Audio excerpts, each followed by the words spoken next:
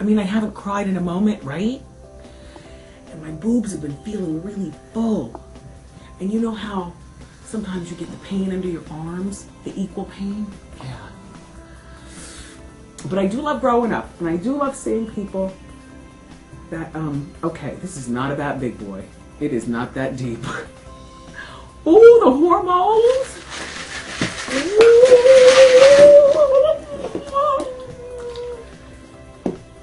Enjoy.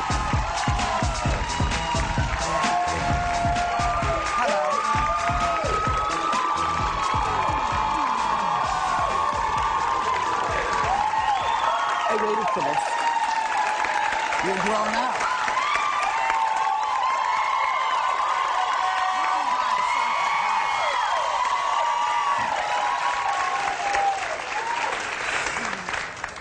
I don't know where that came from. Sorry. That's all right, baby. You know, come here. Thank you. I'm glad to be here. You did such a lovely thing. You put your hand out to me and to the ladies of the View when we got that Emmy. You got my flowers. Yes, yes, Thank yes. you. And that was a lovely gesture. You know, it must be an odd transition in a way to go from the radio to here. You know, and as you're growing up, discover all the places you've been and some of the things that you might have done, and you think, oh. That I needed to do in order to get here. Well, some of them you needed to do. Not all of them, baby. We all make our mistakes. Yes, we do. Whoopee. And that's why I'm here. And now, Wendy, we're going to bring that two-seater bicycle to you. Because... Are you serious? Yes, yes we are. I wanted one for Mother's Day. They wouldn't get me here one. it And I comes. asked for one for Mother's Day. Your son...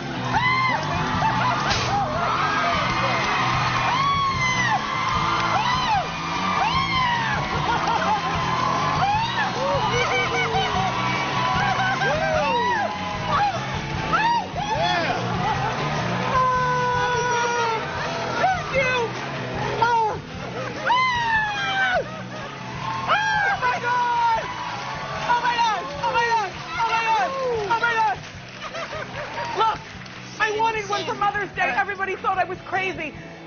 It came and went and left. And Kevin, you said you'd never ride with me. You said it's corny. Forget it, Mom. These are guys for me.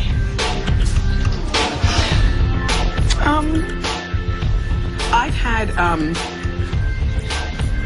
God, I can't even count now. 2 5-month miscarriages. And that's when a baby's already named and you're already buying clothes. I was ready to adopt. Because you have to remember that a mother is not a woman who pushes a baby out of her private parts. A mother is a woman who... Good luck. To breastfeed. I breastfed for about 2 weeks, and then I wanted to get back to work, and I wanted to lose weight. I gained 197 pounds. I was on bed rest after having several miscarriages and everything. So, you know, and it's not, and I felt like such a failure because, anyway, I felt like a failure, and my mother. This was like a light bulb moment, our mother-daughter relationship, with, you know, all the tumultuousness, all the years. Girls, you know how we are with our mothers. So I'm sitting on the floor, my husband's out, the baby's sleeping in the other room. It's like 3 weeks after he's born, and I am absolutely almost 300 pounds, didn't know how to be a mother, didn't want to breastfeed, didn't want to admit it, the whole bit. So my mother, nosy as she is, comes in the room, pushes the door open. I'm on the floor, hiding behind the bed. She says, baby, what's wrong? I said, Mommy, I can't do it. I can't do it. So this is what mothers do, right? Tom, that's my father's name. Bring the car around, grab the coupons. We're going to Target for some good starts. An hour and a half later, she was back. Carnation Good Start. We shared a few bonding moments about pregnancy, and my own mother gave me permission to be confident enough to say, no, I didn't breastfeed. You know. In 1964, my family was full of stress and in a lot of darkness because my mother was diagnosed with colon cancer. It was not a good time for my family. But then a ray of sunshine came into our lives. Wendy was born in July. Oh, God. So what a wonderful blessing it was to us that one was ready to be taken away in October, and one brought a ray of sunshine and hope and wonderful, bubbly personality into our lives. Okay. And so, from the day that Wendy was born on July 18th until this very present day. My Nana was passing away, and we lived on the Jersey Shore. And my mother was a school teacher, so she was off for the summer. And her summer work was to take care of a new baby and drive up and down the turnpike from Ocean Township to Elizabeth to see her dying mother and take care of me at the same time. That's correct. So while one life was lost, one life was gained. But the most important thing... And maybe that's why my mother says I turned out so bubbly, because I was there to inject new ray and light and that to a family. Oh, Mommy, please. And the one thing that is so important, in this story is that my mother lived a few months to enjoy Wendy and to give her the name Wendy Jones. Oh, God. So I said, Mommy, Daddy, and I called them crying, you know, Kevin is really, you know, on me about cooking. You know, I think I called my mom for some quick, easy recipes. But my husband does not like quick, easy recipes, okay? A big man doesn't get to be a big man by eating quick, easy recipes. Like, he likes food. You know, he doesn't want hamburger helper. You know, he wants food. And he wants me to make it like a grandmother cooks. Like, he wants me to make it. And I'm just like, you know, and then he used to say stuff like, now you have a son, and he's going to have the propensity to be big like us.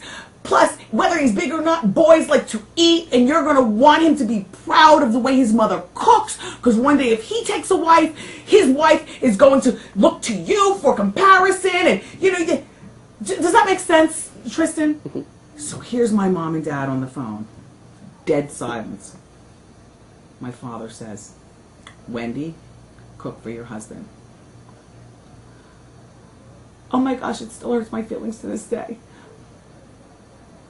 And then my mother, I'm looking for girl power, because, you know, she was a career woman too, ironing. This is back when all the shirts were cotton. So my mother would come home, make full meals and iron. And yes, we had somebody helping at the house, but oh my gosh. Anyway, you want to know what my mother says? They're on the speakerphone with my father saying, cook for your husband. Wendy, once you get into a rhythm, it's not difficult at all. I'm like, are you serious? Why am I crying over this? Oh my gosh. Maybe I'm crying because it was one of the best things they could have said to me. Because I've actually become a good cook. And it took me a while to process while being a new mother, boobs leaking all over my clothes, waking up early in the morning, still having to have the sex, having to, you know, cook and, you know, like a slave. It's one of the best things I could have said. Please don't call me a pilgrim and old-fashioned. But being a well-rounded woman has made me a better woman. Does that make sense? Why am I telling you this? Oh my gosh, what is today's date? The 6th. Yep, I'm like a week before my period. Here we go. I had a very long radio career, over 20 years. I interviewed Whitney once in 2003, and many of you all recall that interview.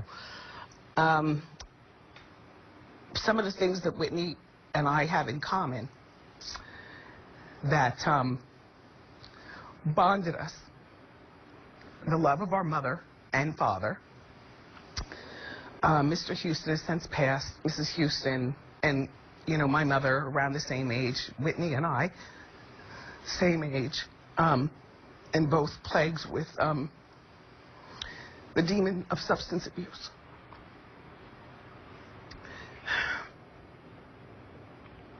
It's been almost 15 years since I smoked last from a crack pipe. It's been almost 15 years as I waited on Jerome Avenue in the Bronx for my drugs.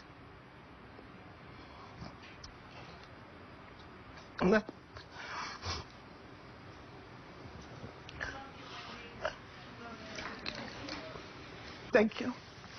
I'm not proud of the girl that I was, but without being that girl, I wouldn't be the woman that I am today. So, if it makes any sense to you, I have no regrets. I know what it is also, though. I am going through some really happy stress as I prepare the launch of my line. And of course I'm not doing it alone. But, you know, there's only one name in lights. So, and I'm not nervous. I've got great accessories. And in the fall, you'll see great shoes and all that other kind of stuff. But it's like a culmination of a dream come true.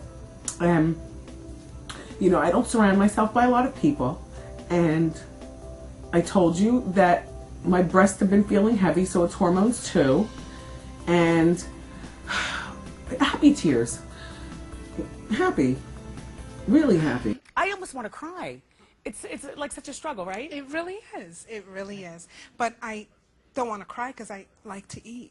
I hate that war. I hate that war. Thank you so much. Thank you, Wendy.